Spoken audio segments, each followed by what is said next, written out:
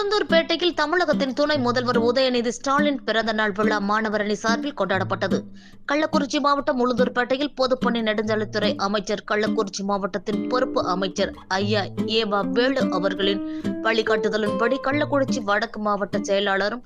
சங்கராபுரம் சட்டமன்ற உறுப்பினருமான தா உதயசூரியன், ஒன்றிய கழக செயலாளரும் உளுந்தூர்பேட்டை நகர்மன்ற துணைத் தலைவருமான ஊசி வைத்தியநாதன், திட்டக்குழு உறுப்பினர் தா டேனியல் ராஜ் ஆகியோர்களின் அறிவுறுத்தலின்படி உளுந்தூர்பேட்டை அரசு மகளிர் விடுதி மற்றும் அரசு மருத்துவமனையில் துணை முதல்வர் விளையாட்டு மேம்பாட்டுத்துறை அமைச்சர் உதயநிதி ஸ்டாலின் அவர்களின் பிறந்தநாள் விழாவை முன்னிட்டு